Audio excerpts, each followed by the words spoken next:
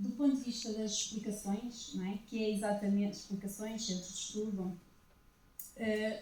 qual é a perspectiva dos pais, porque é que os pais, como é que os pais veem estes centros, como é que veem as explicações e como é que tentam ajudar os seus filhos, não é? Porque sempre que um pai tenta fazer ou colocar um filho numa explicação, o que é que seja para ajudar os seus filhos, qual é o objetivo principal? Então eu conversei com vários pais, inclusive também na Confap, mas tentei mesmo falar com pais, com filhos, e portanto aquilo que os pais procuram é de facto uma garantia de criar alunos de excelência. E de excelência para quê? De excelência para as avaliações, de excelência para a entrada na universidade, né? O acesso ao ensino superior, e querem que os seus filhos tenham melhores resultados.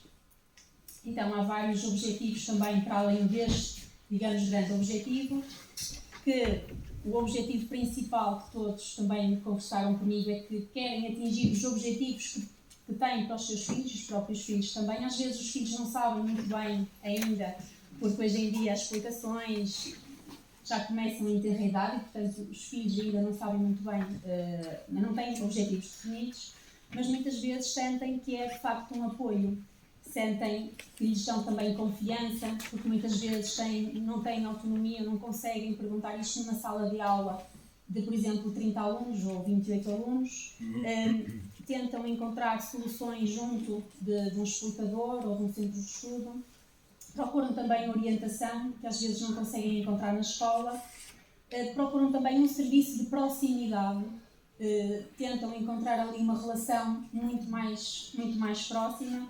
Aumenta-lhes também a autoestima, porque são validados. O centro de estudos também ou uma explicação acaba por validar o conhecimento com mais calma, conseguem explicar o porquê sem grandes pressas e retira então muito stress e ansiedade aos alunos, especialmente no momento da avaliação.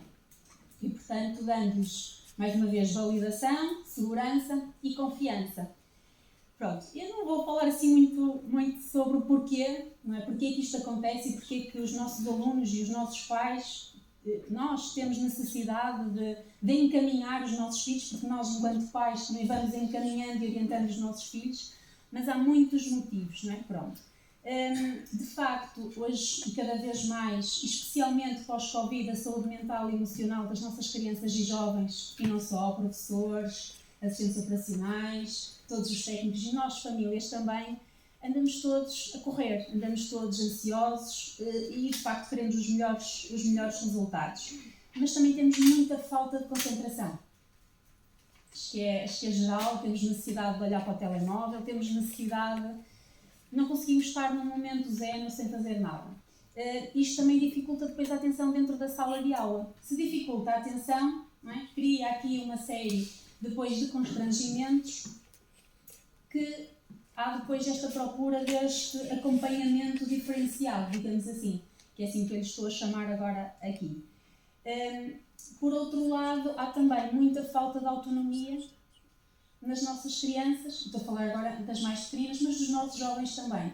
Portanto, há uma necessidade de orientar-nos e os pais cada vez mais têm horários de trabalho mais prolongados. Os trabalhos são mais exigentes e falo das famílias, dos pais no geral, seja no privado, seja no setor público, seja como professor, todas as profissões.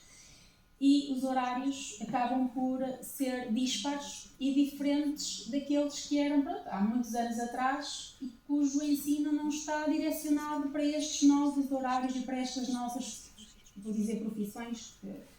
E, portanto, a sociedade acaba por não estar, é um problema da sociedade, mas que cai na escola. E, portanto, há aqui, os pais também não, o ensino também mudou muito, e os pais também não sabem como ajudar os seus filhos numa simples conta de multiplicar ou de dividir. Eu tenho imensa dificuldade, eu digo, como a tua professora te ensinou, é assim que vais fazer. Eu sei fazer, mas digamos, à minha maneira, à moda antiga, digamos assim. Mas é muito difícil para os pais também orientarem os seus filhos. E, portanto, procuram nestes centros, nestes explicadores, nestes profissionais, uma melhor orientação, não se querendo muitas vezes demitir desse papel, o objetivo não é esse, mas que não sabem e também não querem dizer ao seu filho que não sabe explicar aquela matéria. Porque às vezes e mesmo os professores também nos pedem, não tentem ensinar à maneira antiga, porque senão até muitas vezes confundem os vossos filhos. E portanto a pressão sobre os nossos filhos e sobre os nossos alunos é cada vez maior, de todas as vertentes, seja para um professor que também quer que aquele aluno tenha um excelente desempenho, não é? Seja para a família, que também não quer que o seu filho fique atrás, muitas das vezes. E depois também temos aqui as questões dos méritos, das excelências, que hoje em dia toda a gente quer que o seu filho ou o seu aluno esteja num quadro de mérito ou num quadro de excelência. E portanto, desde tenra idade, porque até há uns anos atrás, as explicações ou os apoios eram vocacionados, ou estariam mais vocacionados para algumas dificuldades pontuais, ou mesmo para o acesso ao ensino superior, para estudar para os exames. Hoje em dia, não é? Os pais inscrevem os alunos no primeiro ano, não é? E automaticamente encontram um centro de estudo mais ou menos perto da escola, que vai buscar à escola, que até esteja dentro do edifício escolar, para dar apoio, depois fazem os trabalhos de casa. Muitas vezes também complementam com atividades lúdicas, como teatro, por exemplo, etc., que também ajudam também a potenciar e a criar um aluno, uma pessoa mais feliz, muitas das vezes também. E, portanto, os pais também querem, claro, o melhor desempenho dos pais, mas querem uma garantia de sucesso. Não é? E nós percebemos, não é, que a garantia de um sucesso de um adulto está na educação da criança, não é? Que começa logo, eu ia dizer aos 0 anos, mas não posso dizer isto. Mas pronto, começa logo em tenra idade. E, portanto, estamos aqui também, digamos, a prevenir ou a salvaguardar o sucesso dos nossos filhos. Potenciando também muitas das vezes o gosto, porque depois nós temos variedíssimos professores, eu tive professores excelentes, e que conseguimos muitas das vezes gostar ou não gostar de determinadas matérias também de acordo com o interlocutor que temos. E acontece muitas vezes. E às vezes ouvimos falar nas matemáticas, que era a minha disciplina preferida, mas ouvimos falar em algumas disciplinas que depois há sempre aquele choque, não é? E que muitas vezes estas explicações ou estes centros de estudo ajudam também a ver estas matérias de uma maneira diferente. E porque têm até mais tempo do que propriamente um professor numa sala de aula. Depois, há aqui outra coisa que eu gostava de abordar, que tem a ver com o pensamento. Né? Nós muitas vezes, em sala de aula, também não há assim muito tempo para pensar, para ter um pensamento crítico, porque muitas vezes temos os programas para cumprir, ou temos as orientações para seguir e os planos, e depois num centro de estudos os alunos sentem-se à vontade para poderem dizer aquilo que sentirem vontade e que têm tempo para eles, sentem que têm mais atenção e, portanto, podem se dedicar um bocadinho mais a um pensamento um bocadinho diferente, às vezes chamado até fora da caixa. E, portanto, potenciamos assim também aqui o sucesso. Agora, claro que eu estou aqui a falar de uma série de complementos e de apoio, mas depois a verdade é que isto está a acontecer já desde o primeiro ano, não é? E, portanto, depois temos a questão de onde é que está a escola e onde é que está o centro de estudo, onde é que cabe o sucesso escolar, como é que se vivencia. Pronto, eu acredito na escola e sei que temos escolas com excelente qualidade, temos mesmo escolas com praticamente todas as escolas são excelentes no nosso país e o nosso ensino é de qualidade, mesmo com muitos constrangimentos que estamos a ter. Agora, claro que é preciso ainda criar uma maior proximidade. É necessário criar novas estratégias de chegar aos nossos alunos, aos nossos filhos. Mas isso também, estamos aqui para conversar e estão a ser criadas estratégias exatamente para isso, para tornar também as nossas escolas mais felizes, porque às vezes esquecemos um bocadinho disso. Queremos aprender a matéria, quando falamos em recuperação de aprendizagens, conseguimos ver por números se o resultado de um exame ou de determinada matéria foi aquele, mas depois esquecemos um bocadinho da parte emocional e como é que está a parte social, há bocadinho estávamos a falar também dos telemóveis e portanto, isso também poderíamos ser capazes de medir e tornar realmente escolas acolhedoras e com momentos muito felizes, porque a brincar e com felicidade também se aprende. Está bem, estou aqui a olhar para o tempo, mas ainda tenho tempo. 4 minutos. Ainda tenho 4 minutos. Pronto, e portanto, depois falamos aqui também da parte económica, não é? Do ponto de vista dos pais, tudo o que é, seja escrevi, seja um acompanhamento ao estudo, seja explicação pontual de matéria, seja preparação para exames, seja atividades extracurriculares, porque muitas vezes as famílias trabalhando até tarde não têm rede de apoio familiar e precisam de um local onde os seus filhos fiquem a brincar, mas, digamos, com vigilância e com segurança. Temos a questão dos custos. A maior parte há muitos centros de estudo que são considerados, e estou a falar agora do ponto de vista fiscal e de contabilidade, são considerados centros de estudo, e portanto existe aqui algum benefício económico para as famílias em sede IRS, mas, e tudo aquilo que os centros de estudo nos dizem é que agora é extremamente complicado obter alvará ou licenças específicas para o CAI da educação ou de formação. Há determinados CAIs que podem ser utilizados esses benefícios e, portanto, as famílias pagam valores que são exorbitantes, são valores mesmo muito elevados, seja no centro de estudos, seja em o ensino, digamos, doméstico ou uma explicação doméstica, e depois acaba por também não ter benefício fiscal para as famílias, e depois também, não sei se até já se falou aqui, a questão do dinheiro, que depois também acaba por não haver faturas, e mesmo, pronto, há aqui muitas situações que podíamos estar aqui a falar. E portanto, aquilo que nós percebemos é que está a ser muito expressivo, não é? É uma componente muito expressiva as explicações, vou falar de explicações, centro de estudo, etc. O recurso a apoios personalizados para os alunos, para os seus filhos, é praticamente diário e abrange grande parte dos alunos. Agora, depois lá está, juntando aqui a parte económica, há muitas famílias que não têm essa capacidade e, portanto, acaba por aumentar aqui ainda mais as desigualdades que são criadas, não é? Pronto, não que a nossa sociedade, nós temos desigualdades e que temos que assumir e perceber que elas existem, mas depois também temos aqui situações em que os alunos acabam por conseguir potenciar e subir as suas notas, a maior parte das vezes. E que, claro, que não se quer dizer que as melhores notas sejam os melhores alunos ou as melhores pessoas, mas não que eles conseguem realmente obter melhores resultados.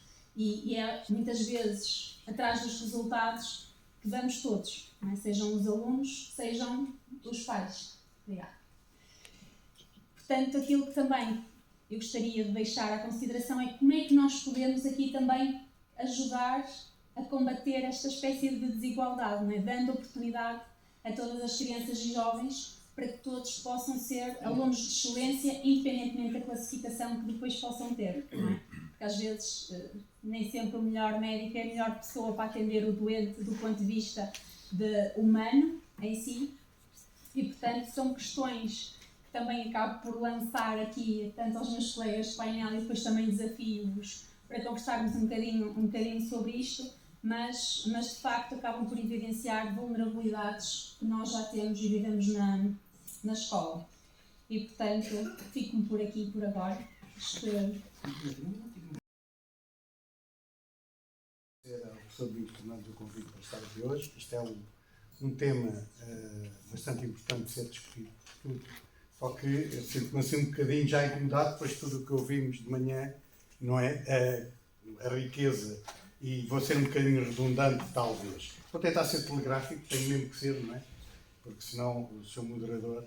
Ora bem, o nome do painel é Explicações, quando, como, porquê e para quê. Com base nisso, vou fazer, acaba por ser uma súmula daquilo que já ouvimos, mas pronto, não sabia, mas quando, cada vez mais cedo, decorrendo de alguns anúncios de centros de explicações e de ATLs, para mostrar, há uma grande incidência já no primeiro e no segundo ciclo. Deve ser para não ficarmos atrás dos países do leste, da Ásia, que começam logo muito no primeiro ciclo. Aqui, como disse já a doutora Mariana, é muito também porque os pais necessitam de ter onde colocar os filhos quando saem da escola e antes que os pais cheguem a casa. E, portanto, vão para para os ATLs, para as salas de estudo ou centros de explicação. Portanto, quando é que isto acontece? Cada vez assistimos a este fenómeno mais precocemente. Na área da Grande Lisboa tem havido uma conversão daquilo que eram os centros de atividades de tempos livres para salas de estudo ou centros de estudo, precisamente para chamar os pais e dizer-lhes, olha, os meninos começam logo a estudar desde os 6 anos. Portanto, acontece. Torna-se essencial no secundário, como já ouvimos falar, portanto, a necessidade vai aumentando e aqui há uma mudança, que iremos ver a seguir porque é que é essa mudança, e todos nós já ouvimos de manhã porque é que no secundário é tão importante e porque é que há tantos alunos a recorrer à explicação no ensino secundário. E diminui, ficando quase residual no ensino superior. Portanto, são muito poucos no ensino superior e, aliás, não sei se foi, penso que foi a doutora de manhã que já nos mostrou esses dados e que praticamente desaparece no superior. Como é que são as explicações? Vejam, explicações em grupo, individuais, explicações online. Eu penso que as explicações online tiveram o seu grande crescimento no período da pandemia, em que havia aulas online e havia explicações online. Portanto, e agora mantiveram-se as explicações online com o aparecimento, como também já ouvimos, de grandes empresas a nível mundial, a nível nacional também, de explicações online. Eu fico sempre preocupado com o nível e o profissionalismo e as qualificações de quem assume estas explicações. Num país onde há falta de professores, como é que há tantos professores disponíveis para dar explicações? Portanto, faz assim um bocadinho de impressão. E começando com os ATL, com as atividades de tempo livres, em que o que os pais procuram muitos é fazer os TPCs. Portanto, eu dirijo, além de presidente do Conselho de Escolas, sou diretor de um agrupamento de escolas em Mãe Martins Sintra, agrupamento de escolas de TEIP, portanto, uma escola integrada em territórios educativos de intervenção prioritária, por ter uma grande percentagem de alunos com dificuldades socioeconómicas, portanto, subsidiados, tem também uma elevada percentagem de alunos migrantes e tem uma elevadíssima percentagem de alunos que são os beneficiários das medidas do Decreto-Lei 55, medidas adicionais e seletivas de apoio à inclusão. Portanto, por isso, como devem deduzir, sou 100% a favor da inclusão, da diversidade das escolas e de trabalharmos para as competências dos meninos. E, portanto, no meu agrupamento, até ao 4º ano, até ao 6º, até ao 9º, depois, à medida que vamos aumentando a idade deles, já vai havendo abertura. No primeiro ciclo não há trabalhos de casa. Portanto, os meninos fazem os trabalhos na escola, levam para casa para acabar algo que não tenham concluído. Quando há fins de semana, quando há férias, poderão levar mais qualquer coisa para sustentar as aprendizagens. E assim, eles têm que ter tempo para brincar. Já estão na escola das 9 às 5h30, portanto não precisam de estar mais tempo a estudar. E as salas de estudo aqui têm outro problema, que é aquele problema que são as implicações que eu falo depois, senão perco-me um bocadinho. Já faço isto, que é para não me perder. Centro de explicações, que é moda agora, portanto, que abrem e começam logo os meninos no 2º e 3º ciclo a frequentar, para no secundário deixarem os centros de explicações e irem para o privado, para o professor particular.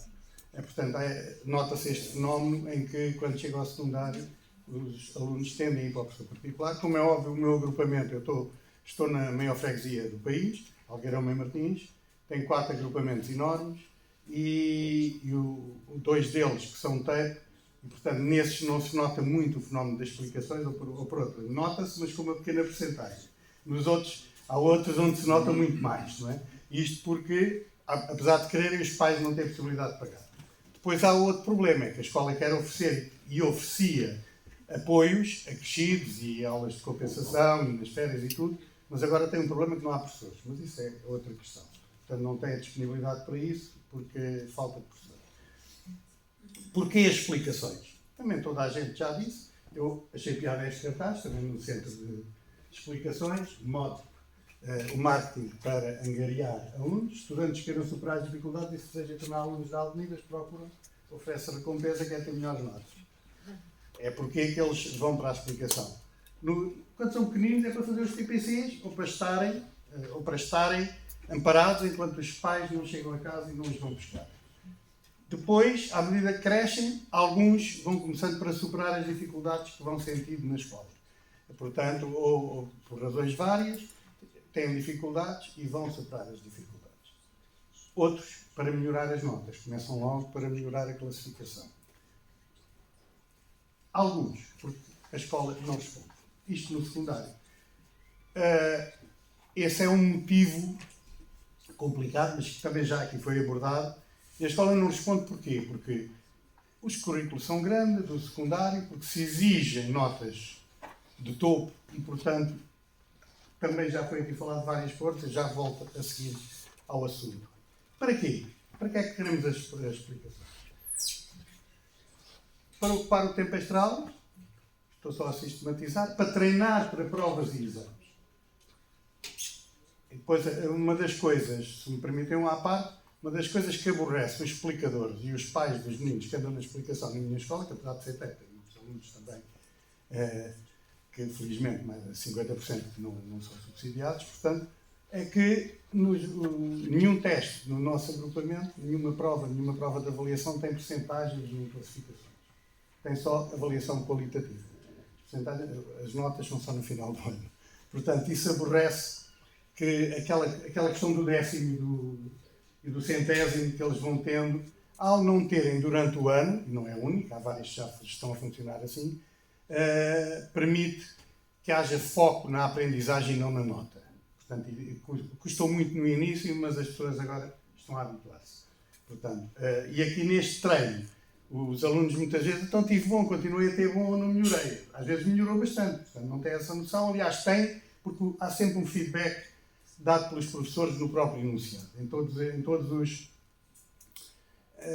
como todos sabemos, agora as aprendizagens essenciais e os domínios de competências são sempre avaliados quando fazemos alguma prova de avaliação, e qualquer enunciado de prova de avaliação, seja ele qual for, tem os objetivos daquela prova, ou por outra, os domínios de conhecimento e as aprendizagens essenciais que estão em causa ali, e os alunos têm uma avaliação por cada um. Portanto, a avaliação é individual, não é global do documento. E tem uma autorreflexão do aluno. O aluno faz uma autorreflexão onde é que teve mais dificuldade, onde é que não teve, para permitir depois que o professor possa também mobilizar, independentemente de estar certo ou de estar errado. E isto, no início, foi muito confuso. O próprio diretor teve que se reunir com pais, com os alunos mais velhos, para explicar todas estas situações, mas devagarinho as coisas vão se entrosando. Primeiro estranha-se, depois entranha-se. E isto é bom porque assim evita, não evita nada, mas pronto, mas pelo menos diminui um bocadinho o peso do treino. E é o ingressar na universidade. Portanto, como todos sabemos, quando o ingresso se faz à 10ª, e hoje já foi muitas vezes abordado aqui, é muito importante. E é aqui que aparece logo a desigualdade e os problemas todos sociais que isso implica, ou seja, de reprodução social. As implicações. Começa por ter implicações éticas. Estas implicações éticas, também já aqui foi abordado, eu peço desculpa, estou a repetir um bocadinho tudo o que foi dito, mas há professores que eventualmente podem, inclusive, dar aulas a alunos do próprio agrupamento. Há professores que põem em causa colegas porque contradizem aquilo que os colegas estão a fazer na sala de aula. Portanto, há aqui uma série de questões éticas que se colocam e que têm que ser enfrentadas. Isto é um grande problema que existe. A questão económica, já aqui foi falado, que não é alheia à parte fiscal. A questão económica, que é um encargo grande para os encarregados de educação, e é uma economia paralela que graça por este país, porque, como nós todos sabemos, qualquer professor que tratar de explicações tem que pedir autorização para acumular. A maioria não pede, mas depois sabemos que as pessoas andam a dar explicações e, portanto, não pede, não declara ao fisco, os pais não têm recibo para meter no IRS. Há aqui, depois, ou seja, é um círculo vicioso em que toda a gente colabora numa economia paralela que deve movimentar muito dinheiro em Portugal pelos números que foram aqui apresentados. Não é? Portanto, isso é a questão económica que está por delante. A questão pedagógica. fundamental.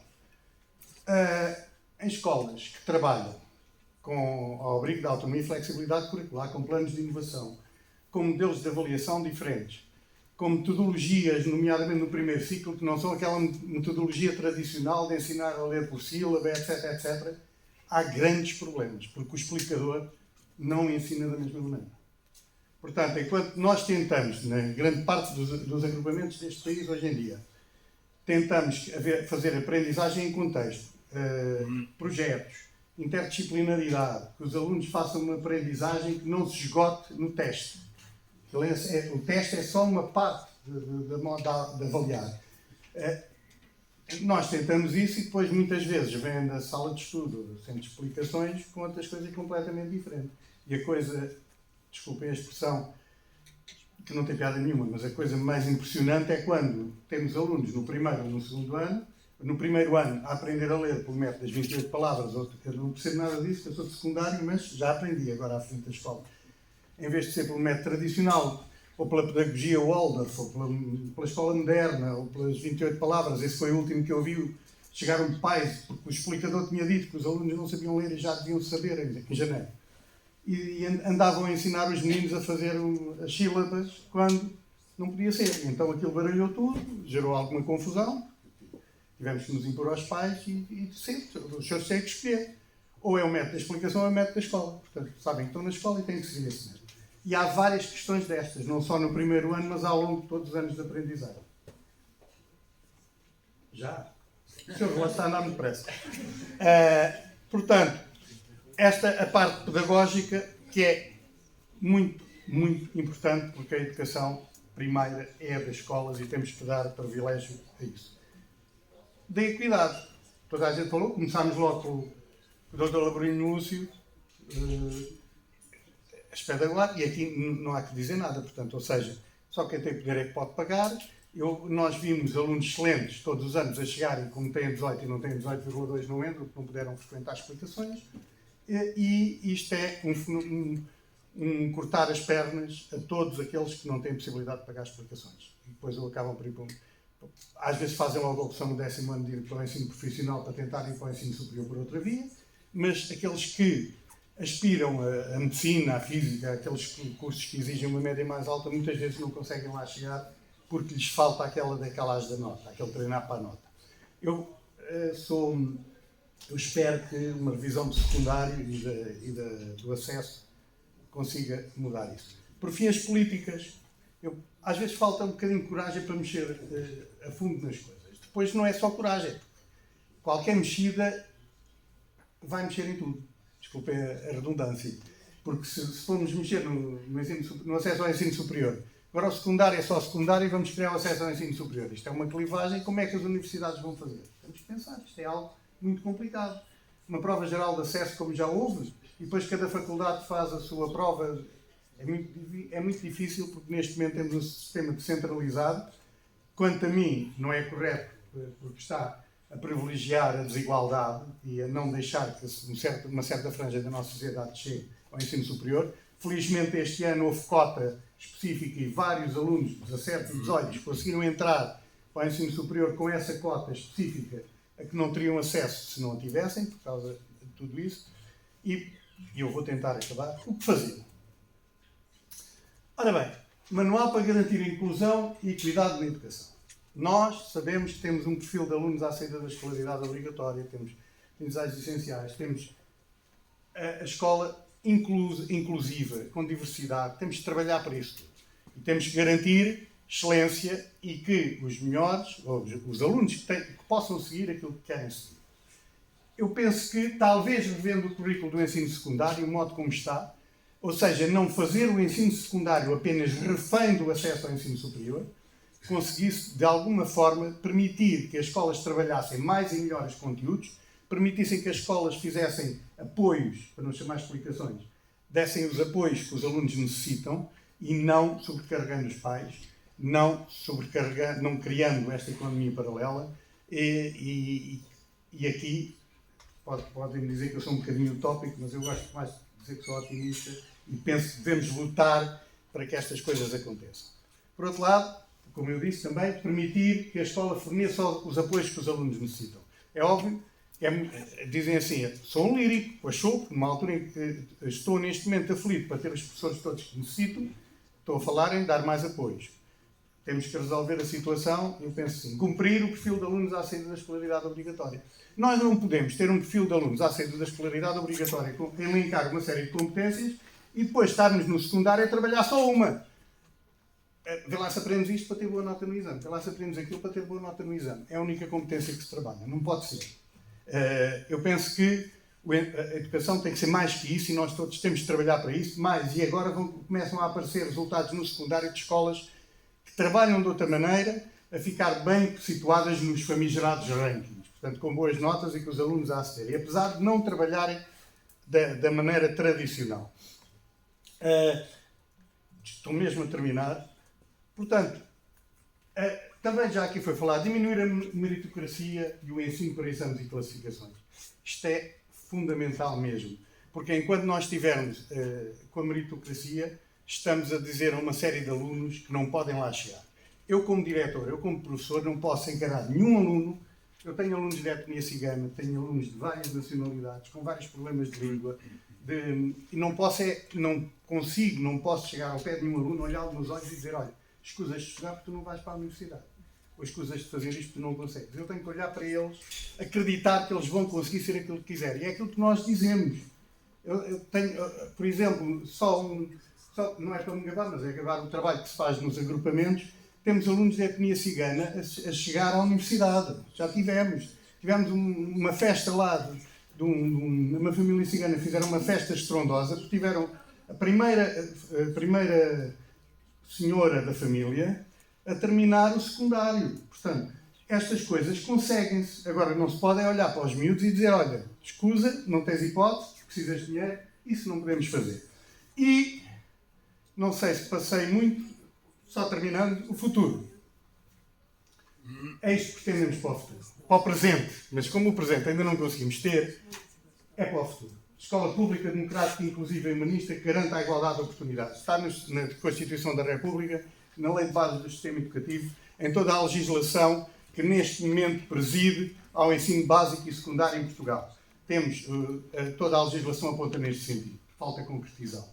Um dos meios é tudo aquilo que já se falou. Peço desculpa se ultrapassei o tempo. Muito obrigado pela vossa paciência. Para poder estar aqui hoje.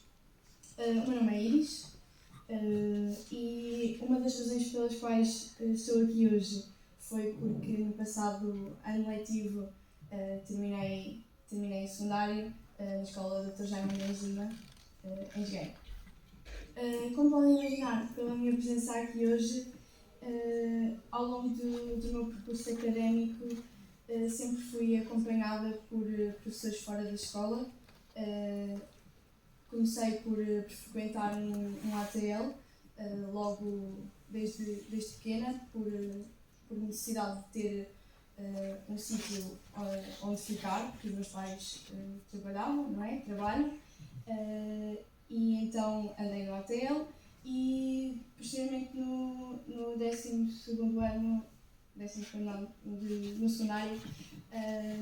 comecei a ter explicações. Para vos dar aqui mais ideia de como é que funcionou o meu percurso académico, queria dizer que no 10º ano inscrevi-me no curso de Ciências e Tecnologias, com Biologia, Geologia e Fisicoquímica, e agora sim, no 12º ano optei por ter, para além das disciplinas obrigatórias, optei por ter somente Física. Eu achei que este curso é um curso exigente e um bocadinho cansativo, mas ao mesmo tempo acho que é um curso necessário e até bastante cativante.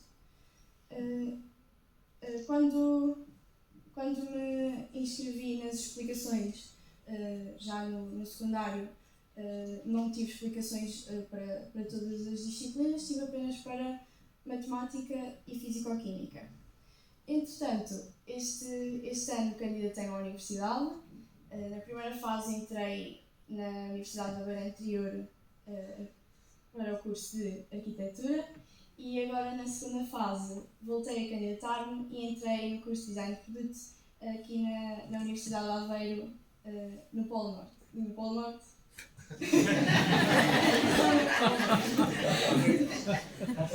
Em Oliveira das Mães, mais especificamente. Então, para continuar, a razão pela qual eu decidi inscrever-me nas explicações, para além de já ter tido, pronto, ter frequentado no ATL e já ter noção mais ou menos como é que as coisas funcionavam, foi também por achar que conseguiria obter melhores resultados. Acho que era importante também referir que, e isto no meu caso, eu não fui para as explicações porque os meus pais quiseram que eu fosse ou porque achavam que eu deveria ser uma aluna de excelência, que, não vou mentir, não sou de excelência, mas sempre tive notas bastante razoáveis. Decidi inscrever nas explicações porque achei que era o que era melhor para mim e que, lá está, conseguia melhorar os meus resultados. Na escola, e a Mariana já referiu, um professor ensina para turmas de aproximadamente 30 alunos e não é novidade para ninguém que se torna difícil para o professor proporcionar um ensino personalizado a cada aluno, até porque depois também cada um tem o seu ritmo. Para além dos fatores como a vergonha de expormos as nossas dúvidas à frente da turma inteira e de um professor que nos está constantemente a avaliar, assim como o facto de nos distrairmos uns com os outros, são fatores que impactam a nossa aprendizagem. Portanto, daí concluo que às vezes, e a maior parte das vezes, seja necessário um apoio extra mais individualizado, porque nas explicações ou há um grupo no meu caso havia um grupo de até 4 pessoas, 4 alunos e o explicador, ou então as tais explicações individuais. Então dessa maneira é possível termos um ensino mais individualizado. Também na escola nós alunos sempre ouvimos de algum professor, sempre ouvimos que há um programa para cumprir num determinado tempo, e a diferença das explicações é que não há essa pressão, ou seja, o explicador, ou professor ou professora tem mais tempo e também mais disponibilidade para nos explicarem as vezes que forem necessárias, das maneiras que forem necessárias, até nós conseguirmos de facto entender e compreender determinada matéria. No meu caso, em particular, as explicações sempre foram lugares seguros, onde eu estava mais à vontade para colocar qualquer tipo de dúvida, mesmo sendo daquelas dúvidas de conteúdos passados que não tinham ficado bem consolidados, etc. Isto tudo sem sentir a pressão de estar a comprometer o tempo destinado a cada matéria. Para concluir, na minha opinião, estes apoios podem sim ser mal interpretados, porque passam a ideia que nos facilitam os resultados sem a aprendizagem, o que não foi o meu caso, retirando também alguma autonomia e desenvolvimento de estudos individuais. No entanto, pela minha experiência, acho que as explicações são um bom apoio, desde que sejam aplicadas da maneira correta. Obrigada.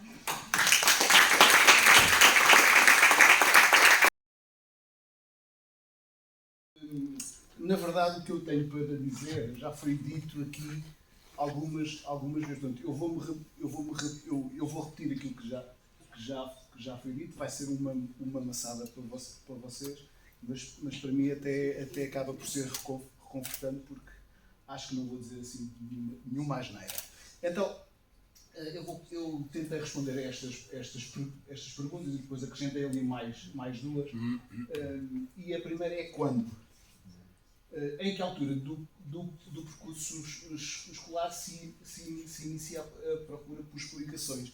É muito diverso, mas eu, logo desde os primeiros anos há uma procura por explicações. Logo no primeiro ciclo, quer seja para fazer trabalhos de casa, quer seja para superar pequenas dificuldades, mas eu penso que a maior procura, o grande boom, ocorre no ensino secundário. É essa a altura em que... Já agora, o que eu vou dizer aqui não decorre de nenhum estudo, nada que possa comprovar aquilo que eu vou dizer, apenas da minha experiência enquanto explicador. Portanto, no fim, se quiserem questionar, se quiserem contrariar aquilo que eu vou dizer, estão à vontade. Depois, em que altura do ano letivo há mais? Eu tentei aqui dividir quando, tentei interpretar aqui as perguntas, em que altura do ano letivo há mais procura.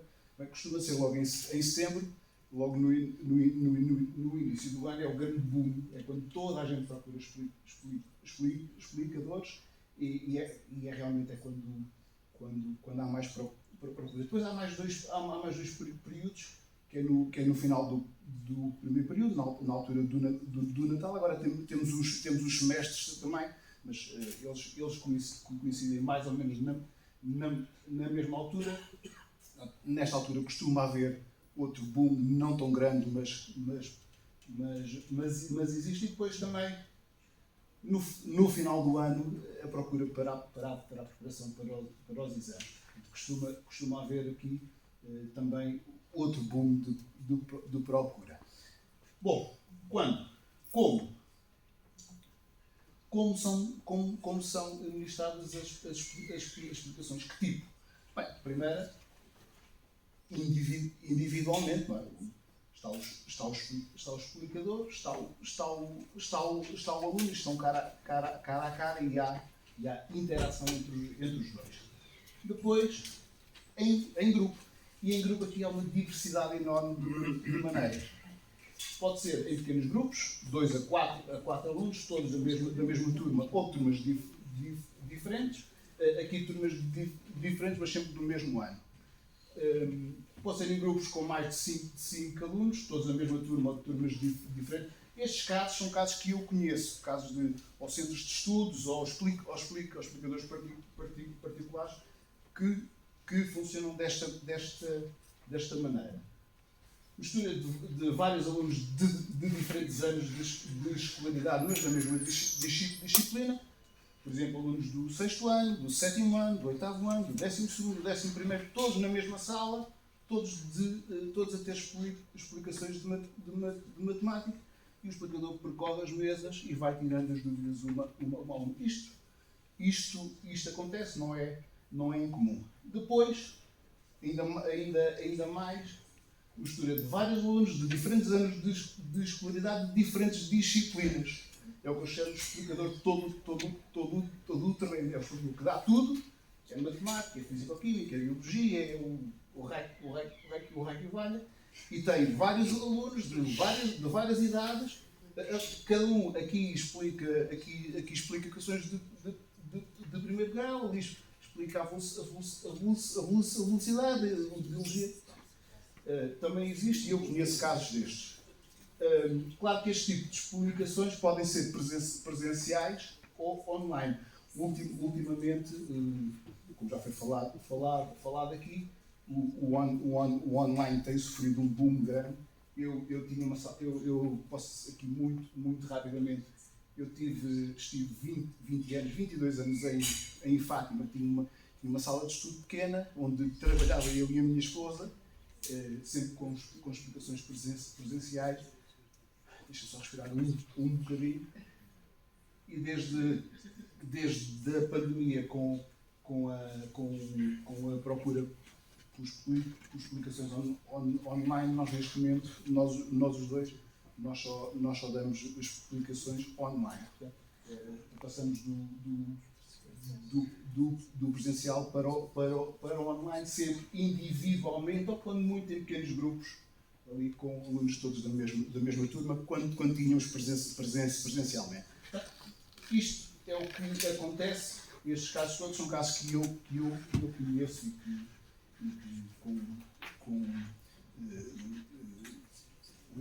e falando com vários colegas sei que isto acontece. Normalmente este aqui em baixo é o chamado estudo acompanhado. Os alunos vão para um centro de estudos, estão lá 10, 15, 20 e o professor vai tirando dúvidas e eles vão fazendo os trabalhos de casa e fazem essas coisas todas. Bom, como são ministradas as explicações? De que forma é que são ministradas? Identifico aqui dois grandes grupos. Primeiro, explicadores que repetem ou antecipam toda a matéria que é dada na escola. Ou seja, mais o antecipar. A ideia é o aluno ir para a escola já com a matéria dada. Bom, este tipo de forma de dar explicações levanta, em minha opinião, levanta muitos problemas.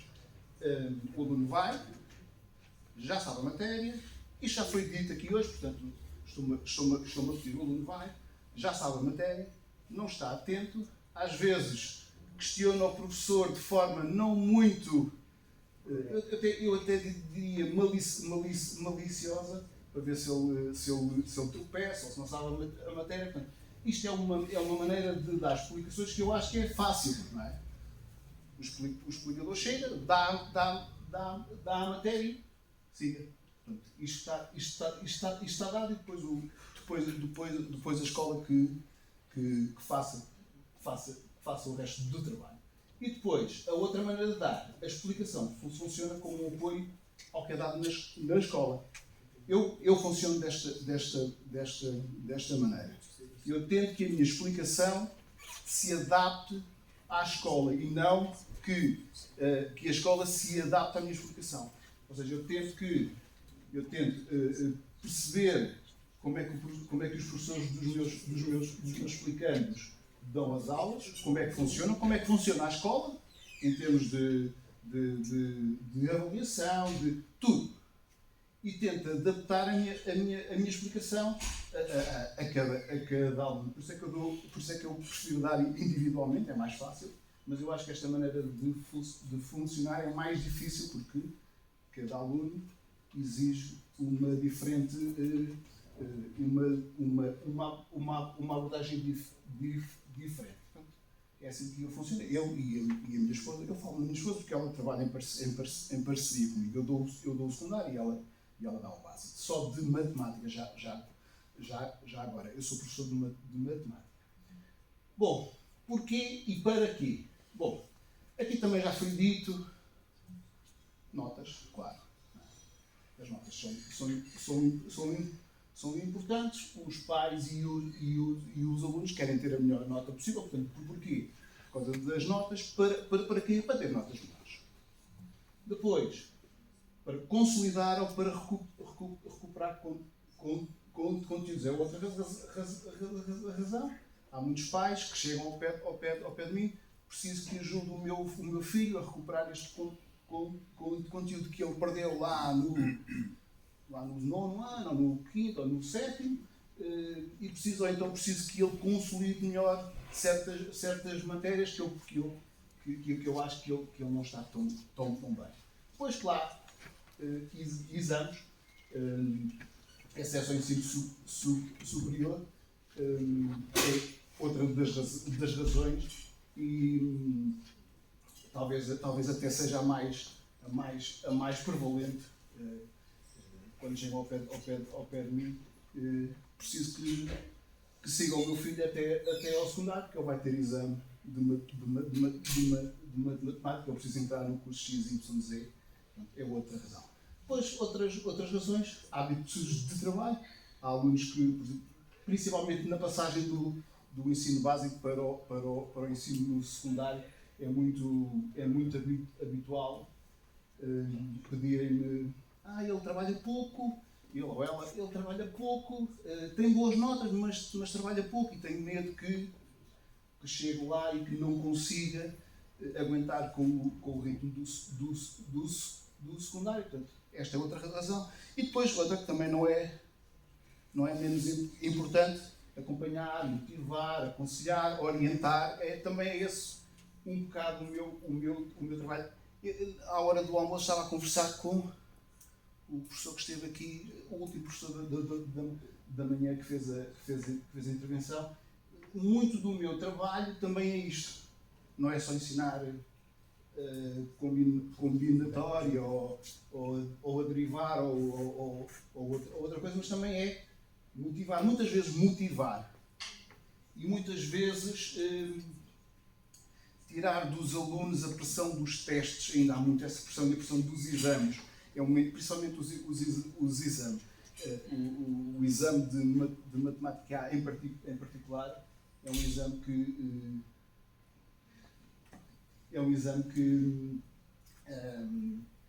que encerra muita ansiedade. E muito do meu trabalho é tentar tirar essa ansiedade, sabendo que isso é de todo impossível, mas se eu tirar alguma já é bom. Bom, eu acrescentei estas duas. Quem e por quem? Quem é? Que tipo de alunos procuram as explicações? Todo o tipo de alunos.